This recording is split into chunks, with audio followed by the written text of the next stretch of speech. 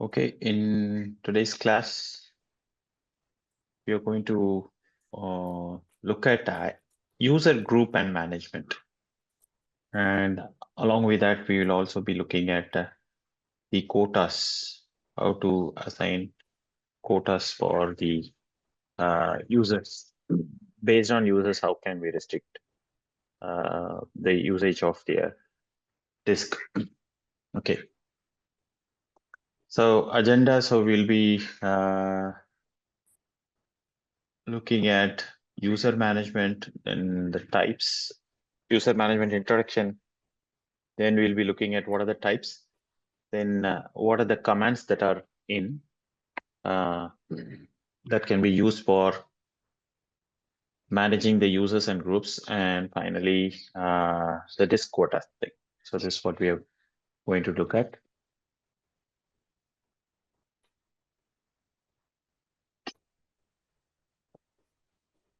Okay, but this is the continuation from yesterday, Alex.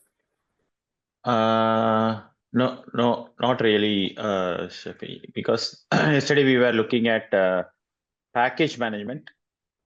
Oh, yes. So this is something different. So this is not package management, and No, just to know if we finished that session. I mean, the topic. yes, yeah, we have finished that topic. Yes, we are done with that topic. Okay. Just 1 second. So my screen half only is showing.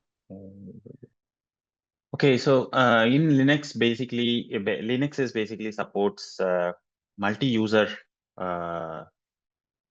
architecture. So it's very important that we managing the users and group is a core part of the Linux operating system. Users is another name of an account capable of logging into the system with custom privileges. We can have custom privileges for each and every users. So based on that thing, so we can have their users have the users logged in along with their respective custom privileges. Okay, coming to the group. Group is a collection of user accounts, which is very useful to administrator point of view to apply the privileges and permissions to a group, so which has multiple number of users in it. So all instead of giving the permissions based on the users, we can have them clubbed into a group based on their functionality, and then we can assign the required permission to the groups. So that's called as a group. Okay, just a little more explanation about users and groups, how and all a user and a group can exist. I'm just wondering, is the recording is started, right?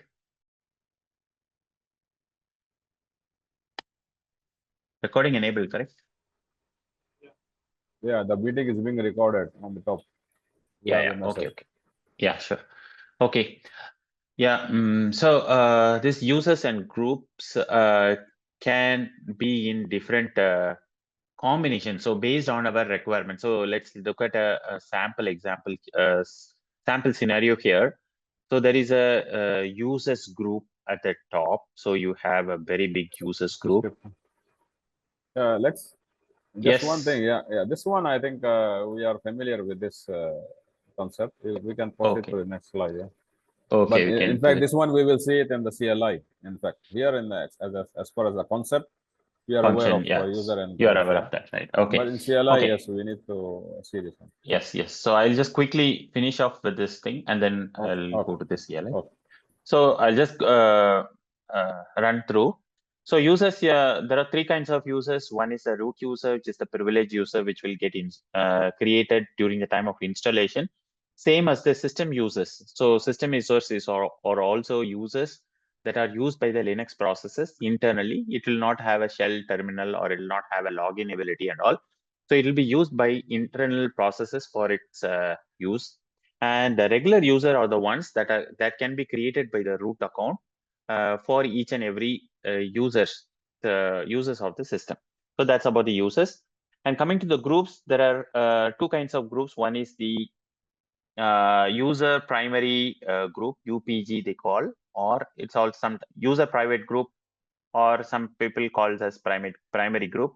So this primary group or the user private group is something created. It's a group which gets created by the operating system whenever a user account is created. Whenever a user account is created, this user private group will get created by the system, and this user account will be part of the group UPG group. Other than that, we can create the secondary group, and the secondary group can be uh, based on our requirement. We can create our own group and we can assign members to it. Okay, so UID and GID. So UID and GIDs are nothing but the unique IDs that are given for users and groups. So this groups will also have IDs and users will also have IDs. And generally, if you look at, so below 1000, starting from 0 to 9999, or reserved for system users. And if you see UID 0 is assigned for root account.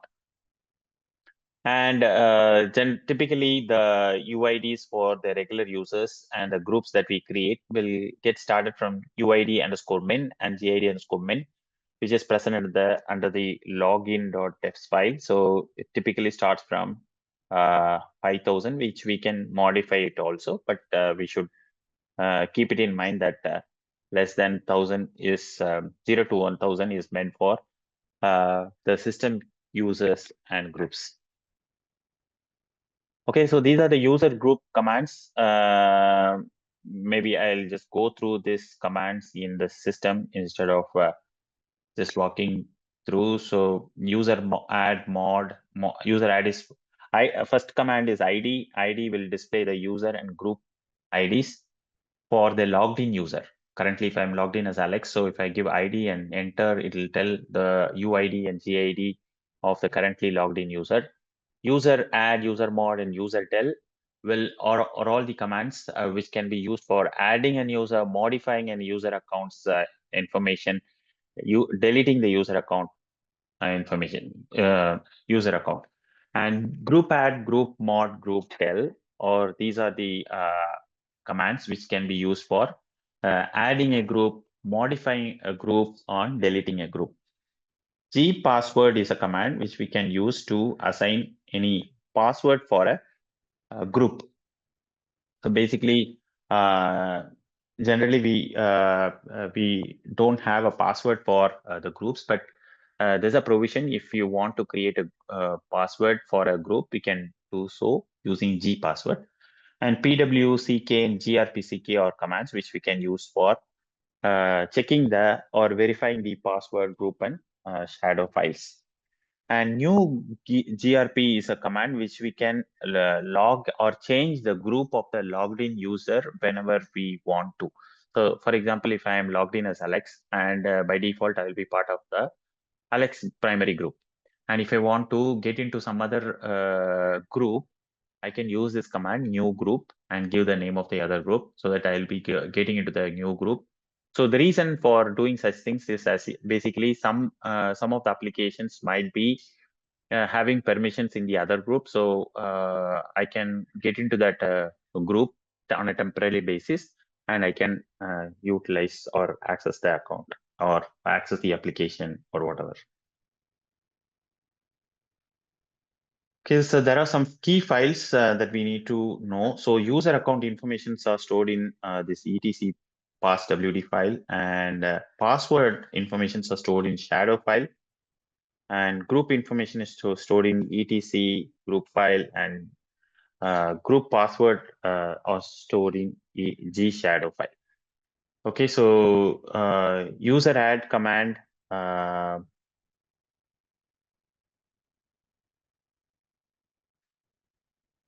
password command. Okay, I'll go to the Linux so that it makes more sense.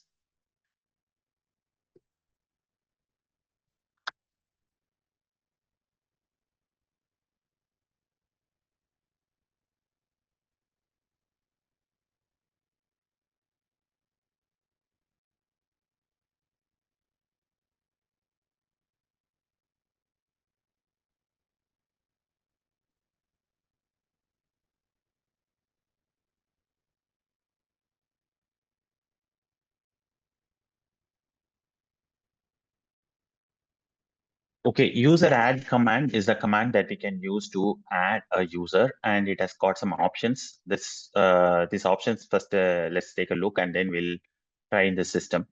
D is the option which we have to use to set up a home directory location. So whichever the location that we want to give for the as a home directory for the user, so we can define that over here.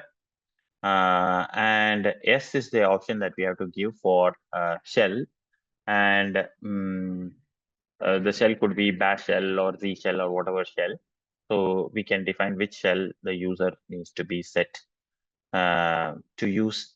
And U is an option that we can set for the user ID. So by default, it will start from 1000 and on. I mean, from the UID main and JID main onwards. In case if we have a specific UID in mind for this specific user, so we can give that in using -U option. -G is the option that we can have it added to any specific group when we are creating the user account. So by default, it will get created in the primary group. So when it created, but while creating itself, you want to have it part of some other group. So we can use this G option, and we can give an expiry date for the new user that we create. So suppose if you have a guest or a client who is visiting our office, and he would be staying with us for about a day or two. So if we want to create a guest account, so we can use this option, expiry date, along with the year, month, and date, so that it'll automatically, we don't need to track by its, manually. So while creating the account itself, we can set this date we have to expire this account using this option. And minus capital G, we can add some existing, other additional groups. And M is the option for adding the skeletal directory. So .bash profile and bash logout, all are some default files that will be used for setting the environment for a user. So this will have to get created. So if you want that, so we need to give this -M option. Okay. So let's now try to create an account.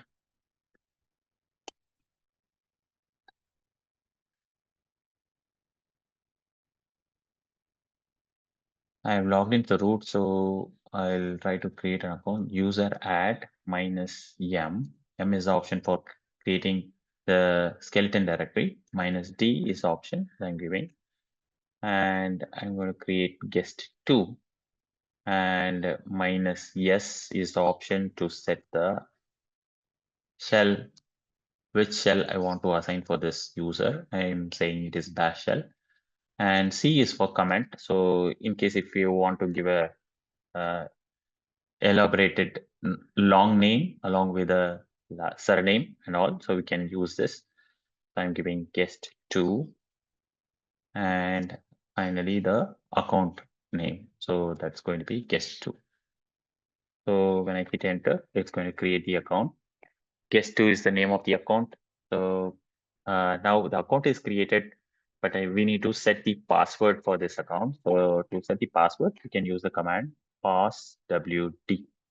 Passwd, and you can give guest 2.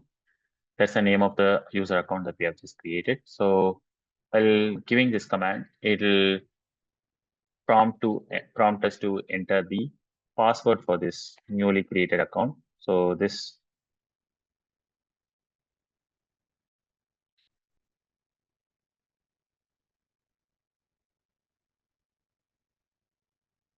Okay, so I have entered the password as well. Now the new account is now successfully got created. So we can see this things that got the account information updated in a file called etc passwd. You can come down at the last line. We can see the guest 2. That's the last line, which is showing that there's a new account, new user account which got created. The format of this line is guest 2 is the account name, X is meant for the password, 1002 is the UID, and 1003 is the GID, and guest 2. So this is the full name that I talked about. That's a long name. And next one is the home directory. The home directory is home guest 2. And finally, the shell, which shell I am assigning this user to. And similarly, we can have this, we can also read cat etc shadow is a file that we can use to read the password which is entered for the guest2 account. This is the password. This is encrypted form, and so we cannot read anything from this, or we cannot make anything out of it. This one we cannot decrypt in any case. The shadow. And what is the way to, let's say, to decrypt this one?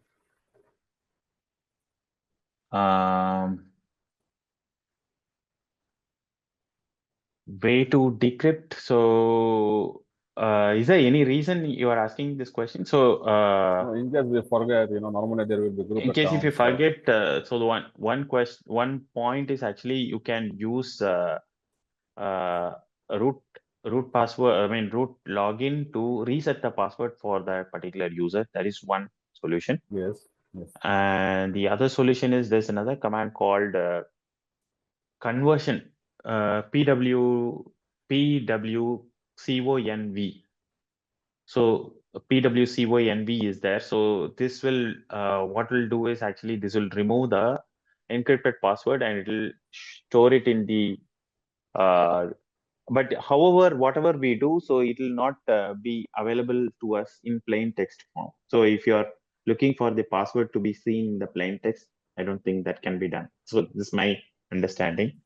Unless otherwise, if we copy this and there are some external utilities, which is there, where I think this is in SHA or which encryption which you are using. So all of these digest we can copy and paste it in the offline utility, and we will be able to get the plain text. Okay. But then what is the use of this shadow file here? Is it for the system or is for it?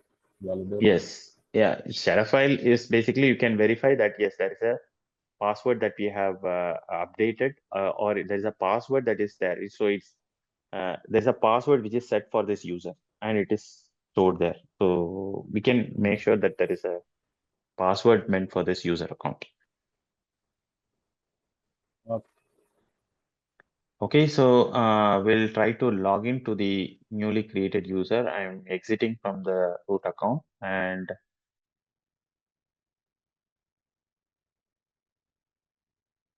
so I'm going to give su minus and give the name of the user, that is guest2.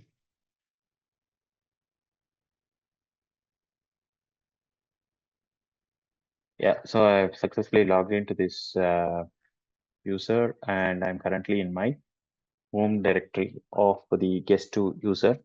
So su in the su command, I think you must be knowing however I'm telling. Su is meant for switch user, and if you give hyphen, it'll reset or it'll log into the new user in the home directory.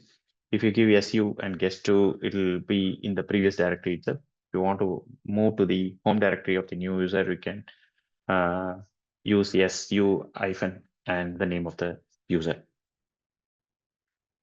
And okay, so there's a command that I talked about for ID. ID is the command which we can use to list out the UIDs and GIDs of the but specific user account. So currently I have logged in as Alex, and if I give ID, and it's going to say the UID of Alex account is 1000. The GID of this thing is 1000. Groups is I'm part of a group, primary group, which is Alex, and its group ID is 1000. Again, and I'm part of another group, which is called Wheel. Wheel is the admin group, and I'm also part of this admin group. Okay, so those are the information we can get from this ID. And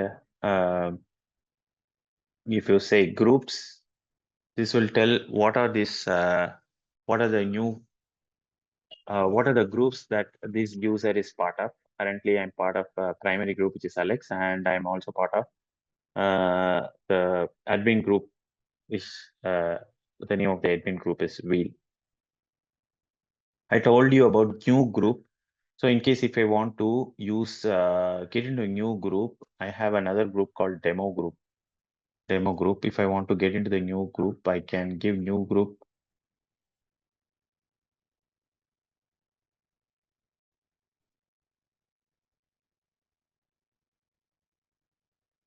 I forgot the password.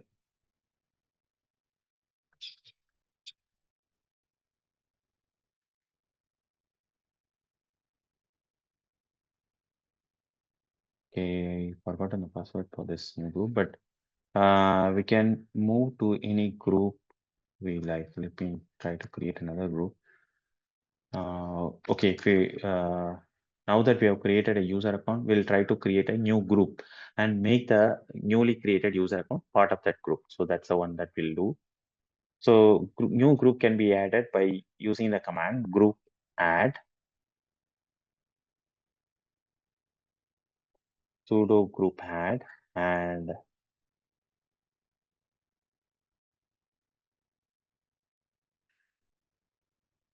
dev for developer. So I'm creating group called dev.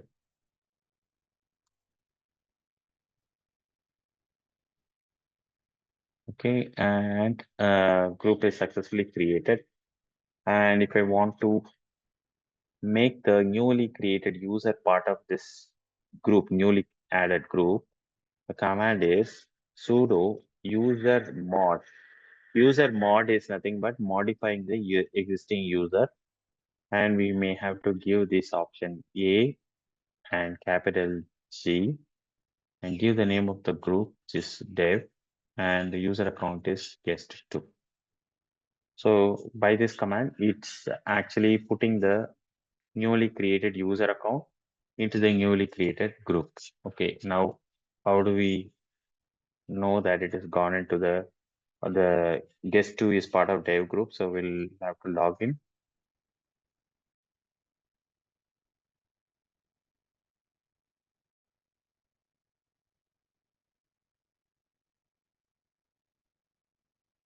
So if you give groups command, it will tell what are the groups it is part of. So it's part of guest2, which is the primary group, and new group, which is dev. And this can also be seen by the command, by the file etc group. etc group, at the last line, you can see the dev group was created and guest2 is part of the dev group.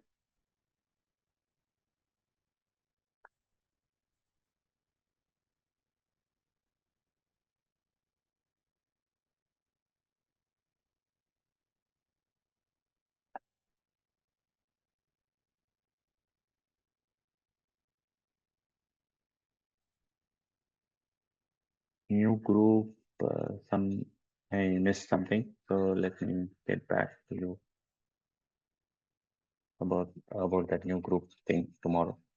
So we have found the creating user. We have added a new group account, and we have made the new user part of the new group.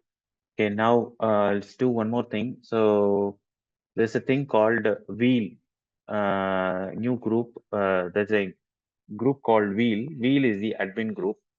So the point of admin group is basically whoever is part of the admin group will have the elevated permission of executing all the admin related commands. So currently, if I log into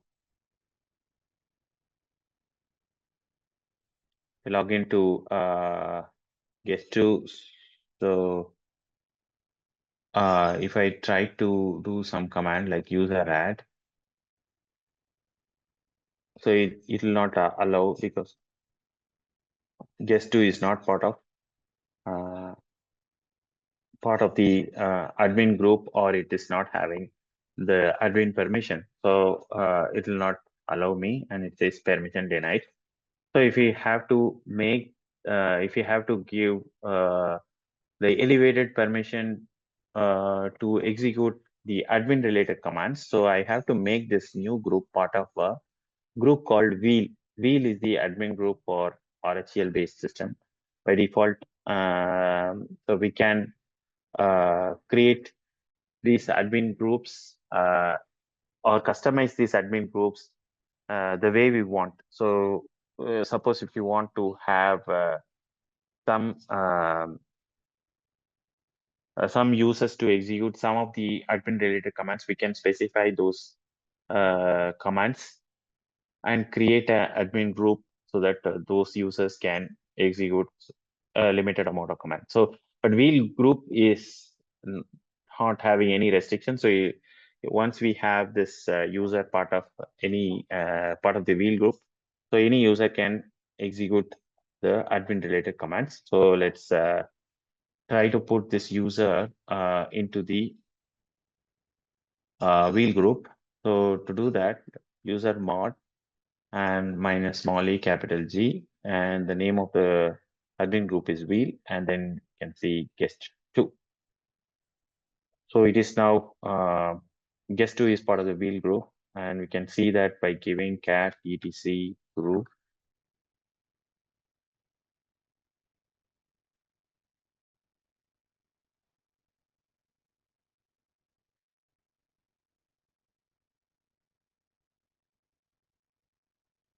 So the cat etc group file will tell the list of groups and its members. Out of that I want to filter out only the wheel group and information. So the wheel group information is showing here. So at the moment, there are two people who are part of this wheel group. One is Alex and the other one is guest 2. So now if I log into guest 2 and then if I try to give any system related command, you will be able to do that for us. So let me try to log into the guest 2 account. And if I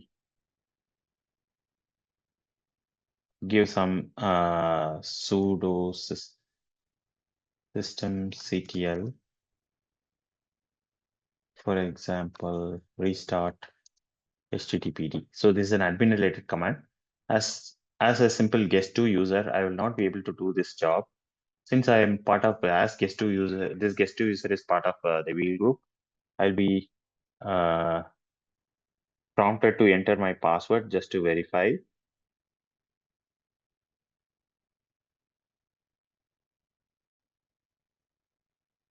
So once it is done, so it has successfully restarted it. And I can also give status to see whether it is the HTTP service is running or not. This is a system related command which we can use to see. Alex, the user root is part of which group? The root itself, but what is the difference between this root group and wheel? Okay, the root group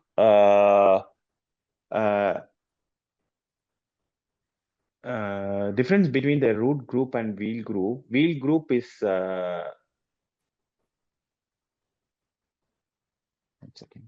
I'll show you one file.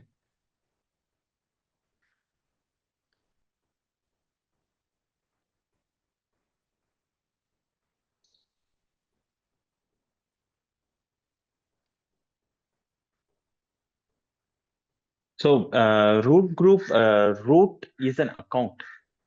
First difference is root is a user account and wheel is a group. Okay.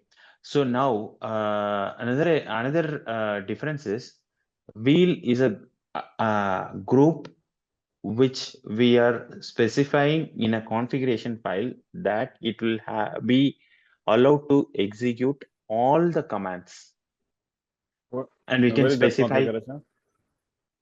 So that's a file I just wanted to show that to you. One second.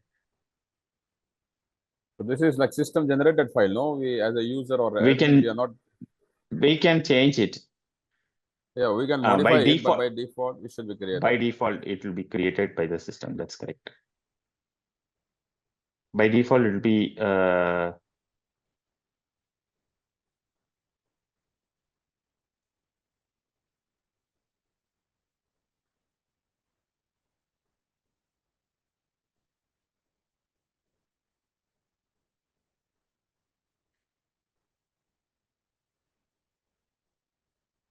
sudo as file. It should be in the sudo as file, etc sudo as.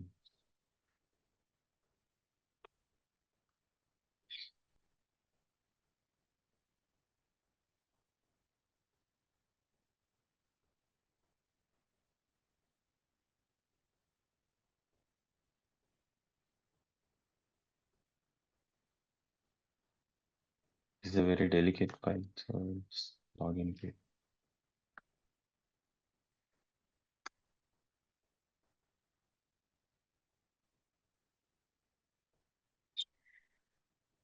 So this is the file. This is a very critical file. If you see here, the wheel group is defined over here. I'll show you. See, root, it says allow root to run any commands here.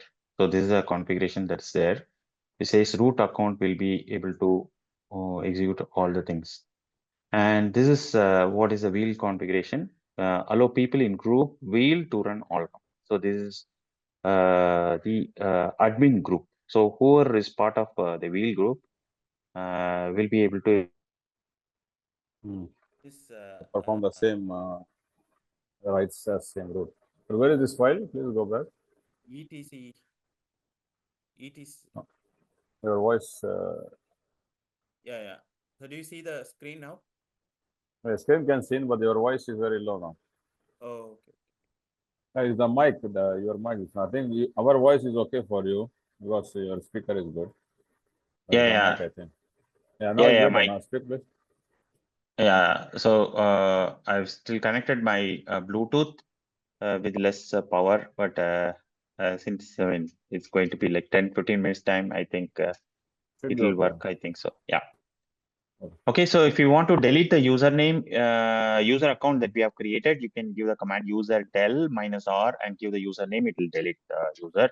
Passwd command we have seen, and there's a command option in the user add to give the password along with the user addition. So instead of giving two commands, you can add the password by giving the -p option, dollar, and give open SSL passwd and test123. This is a sample password that I've given.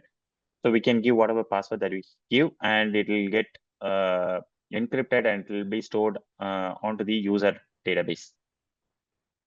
All will happen in one single command. Okay.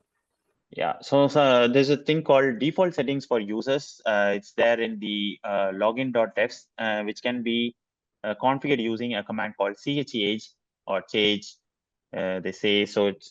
It will have the number of days between the password change, number of days the account should be inactive, and things like that. I will quickly show you.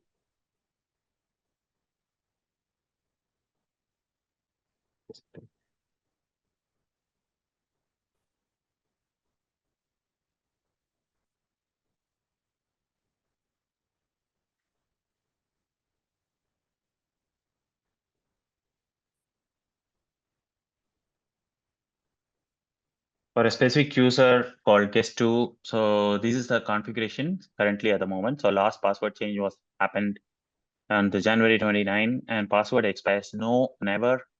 Password is inactive, never. Account expires, never. So all of these things can be changed by giving chage guest2, and you can give a password age. You're familiar with this? It's change? No, this one we haven't seen it. But change is not change. Yeah, no, chage. Yeah. Very good. So this one you can update it as you go, or you have to go back again. Yeah, we can update it as we go.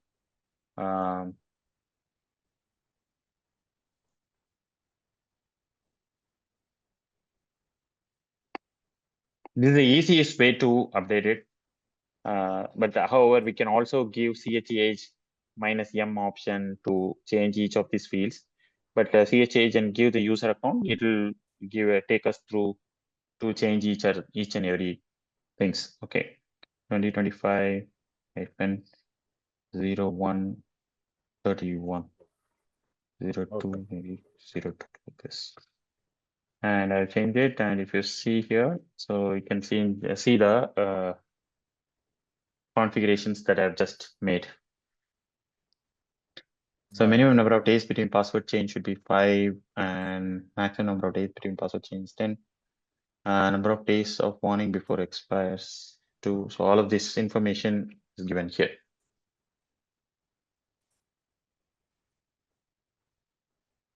Okay. Yeah. Group addition we have already seen. So putting a user into a group is user mod minus small a and capital G, and give the group name and the username that will take us put the new user into the new group. CHH command, passwd command, putting a user into the admin group. We have seen this. Okay, so we'll move on to the next topic, which is called disk quotas. So the significance of the importance of disk quotas is actually to have the disk space fairly distributed based on the users. So, for example, if we have a disk space of 100 GB, and if you have 10 users accounts that are there in the system, and we will have to have a fair distribution for each of these users. And so we can fair distribution, we can say that all users can have maybe like 1 GB or sorry 10 GB each, and so they can take they can use the 100 GB in total, something like that. So to give a fair distribution, or if the whole of the space is available for all the users, so we might end up in starvation so of memory. So it's very important that we use this quota based on the users that we create. So we likewise whatever I've told, so we can have different spaces for different users. Some users might use different, I mean, he's a project user, some could be an admin user, or based on the functionality, we can define different quotas figures. Okay, so there are few quotas tools that we have to know. Quota check is a tool that we can use to create and repair quota files, and it also creates a new database, quota database for the for a partition. So that's one. And Ed quota is a tool that we have to that will help us to edit a quota file for a specific user, and we can specify the limit, what is the soft limit and what is the hard limit for a specific user using the same quota file. And quota on and quota off is the command that we can use to switch on the quota limitations. And rep quota is the command that will show us the output of the or it'll give the summary report of the quotas that are there in the system. Okay, so let's see the steps now.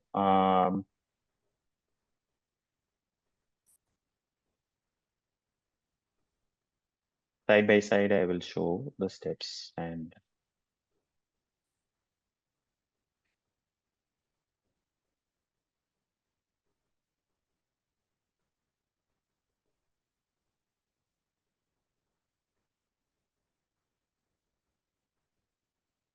first thing is I'm putting the security Linux to 0.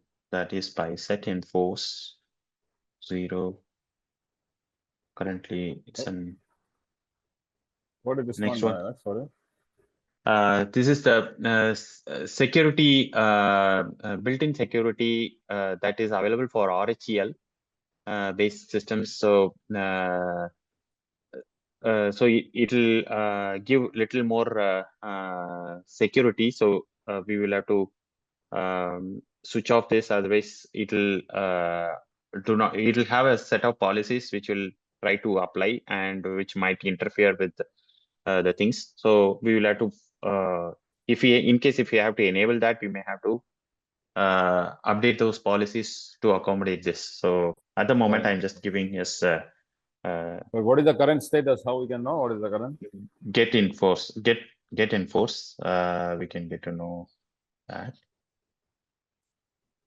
Okay, it's permissive and enforced. Okay. Yeah. So if I put a set enforce 1, it will be active, and now it is one means enforcing, permissive means it's allowing, so it's not going to block anything. So that's what it's going to do. Next thing is we need to create a partition. I've already created a partition, so I'll just show the partition I created. Sudo disk -L.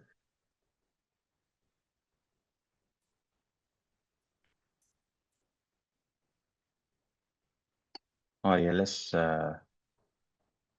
blk. So you're creating a partition of the hard drive. Yeah, I have. I'm creating a partition of the hard drive, and SDC. There are two, SDB1 and SDBC. SDC1, two things are there, and at the moment I am taking the example of SDC1, and I have. I will mount this onto a directory. I'll create a directory called Quota, and it's also created. This is a directory, and this is the directory that I want to limit the restrict the limitation for any user. So, and the partition I want to mount it into this directory, and the way to mount this, actually I've already mounted it. So mount, the command to mount is dev sdc1 to quota /quota. So that's the mount point. It's already mounted. So it is mounted. So at the moment, the what I have done is I have created a partition, I created a directory, and I have mounted the partition onto the directory. And I have created a file system also, ext4 file system. Where you created a partition, sorry, partition where you created? Partition I have created this one, SDC1. How you create this one? Okay. So to create the partition, so we need to use fdisk.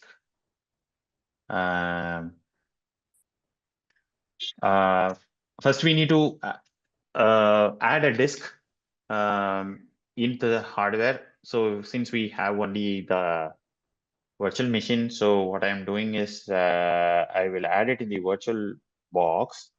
And if you see here, this is my virtual box and the settings. And under settings, if we go to storage, and I have got these SATA hard disks. This is my main hard disk, which is of 35 GB, and this is a VM on this, the next disk. This is also 1 GB, and there's a second disk. This is, or the third disk, SDC1. This is another 1 GB. So this is the SDB, and this is the SDC.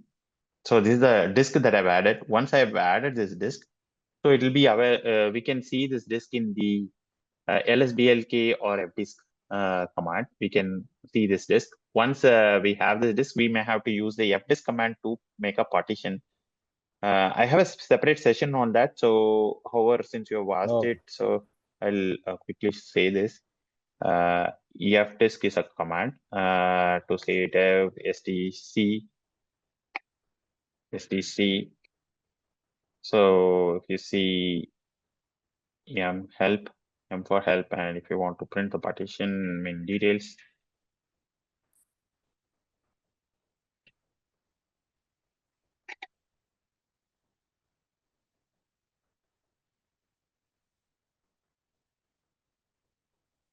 this is the partition details of this disk. So the partition detail is dev sdc1. That's the name of the partition, and the start and end sectors are here. And this partition is of type Linux. So yeah, so this is what it is. Okay. And once we are done, so we can say W, it will write into it. So so at the moment it's all done, so I'm not do it. We'll do it in maybe next week sometime, separate session. So at the moment I have the partition created. I have a directory, and I mounted this partition onto this directory, and I want to apply the limit. So that's what is our goal now. Okay, so once we are done, so the file system creation also, so there's a command called mkfs.ext4 and give the partition. So it will create the partition. Just before mounting, we need to create this file system. So that's also done now. And after that, the fifth step is fs tab. So we want this thing to be done by default at the boot up time. So we need to update a file called fs tab. So this file would look like this, etc fs tab. And if you see this file, so this has the information of all the mounts that has to happen when the system boots up. So these are the root directory, uh, boot location, and there is a root location. The two things are there. And the last thing I have added now. So SDC1, this is the one that I'm going to, I want it to auto mount. That's SDC1/quota is the mounting point, and the name of the file system is ext4. And there are two files that we want to create. This is the database. It's called as a quota database.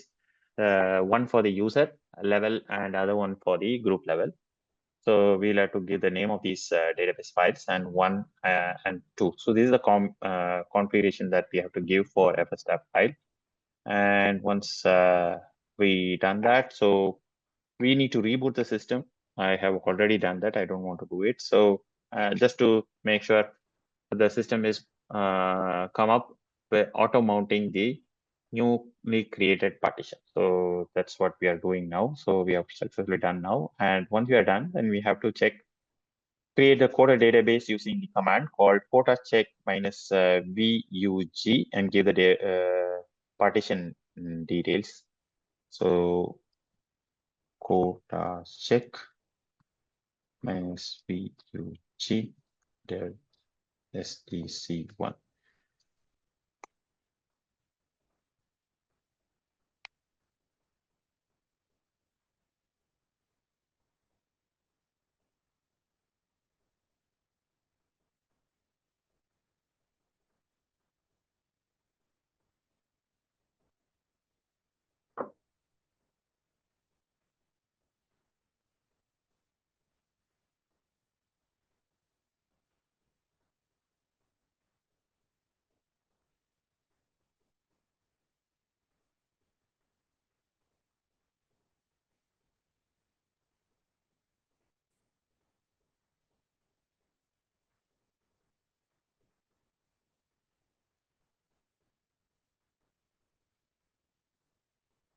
There's an error message showing, that's okay. But now after quota off, so I have to give this command. So it is successfully created the databases.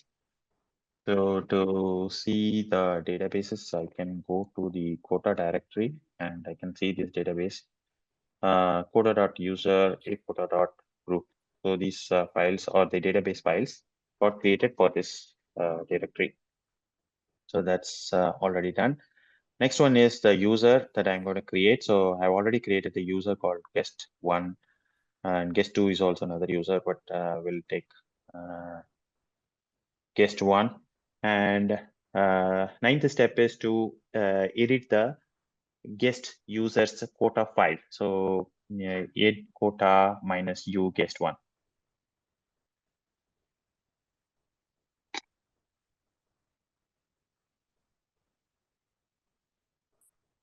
So this is the file for the guest one. So here it says dev stc1, and the limits or the blocks will be in the terms of kilobytes. So these numbers are in terms of kilobytes. So 1024 kilobytes. So I want to give a restriction of 1 megabyte, both as a soft limit and the hard limit. So this is what it is. So we can change it in case if you want to increase or decrease it given this size. And once it is done, so we can have to enable by giving quota check minus a.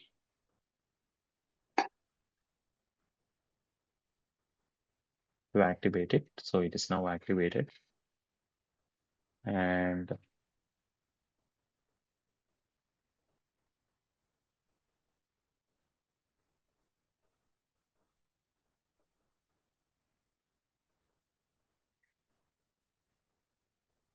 full permission is given for the quota directory. And now we will have to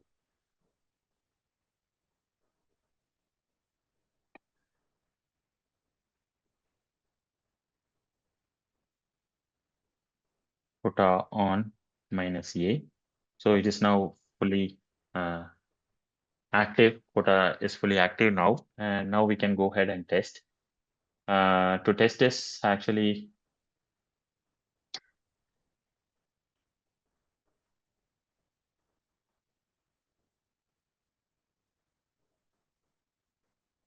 can log into the user by giving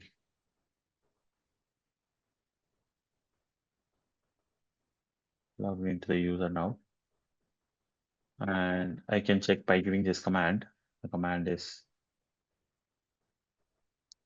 dd disk copy command to copy the more than 1 MB. So the command is dd, and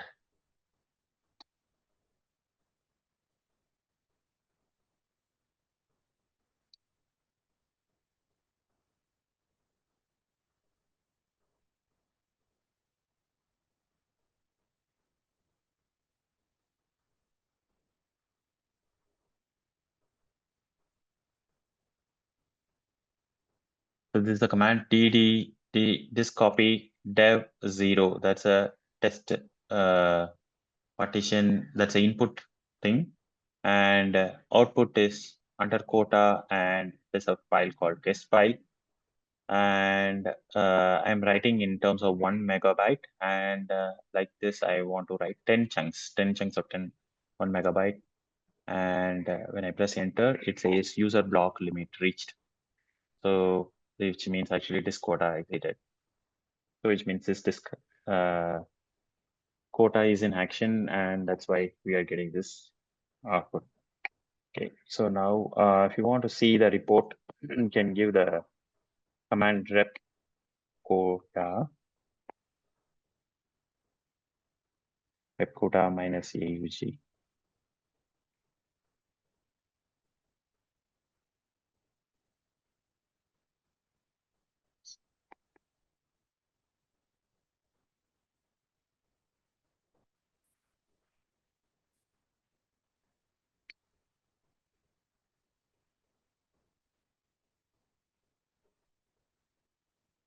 So this gives a clean report of what is the limits for the user guest 1 and the user and the group guest 1. So these limits are here. This one normally, this quota is used for the users to limit the usage of that profile, correct? User profile. Usage of the disk space. The space for that specific user profile. Correct. So in that case, okay. Okay. We can have. Is it useful in the production environment? Yes, definitely, right? So we have to. But otherwise, how will we restrict any specific user to memory size? So the challenge comes is actually if we have a size of definitely we'll have some size, and if that size of disk is actually shared by multiple people, and if there is no limitation or restriction for any user to use about the spaces or the sizes, so then any specific user can occupy more space, whereas the other user may not have space at all. Okay, I get this one, but let's say now in general in any node or server we can predefine the cap for each user, any new user to be created in future or is created now. So we can predefine this one, the user profile.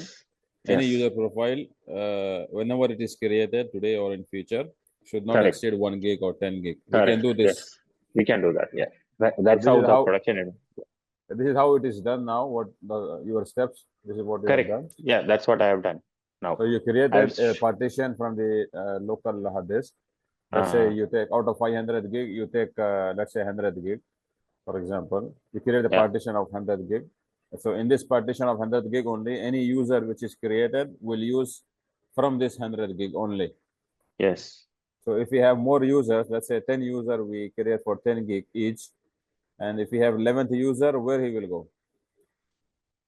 So you will get an error message that we memory can is not extend this later on, the cap for this quota folder or quota yeah partition. yeah, we can anytime we can change it. I mean, it's in our control only. Okay. And now today in a system, let's say if we want to know if this cap is applied, how we can know this? The one we're using rep quota.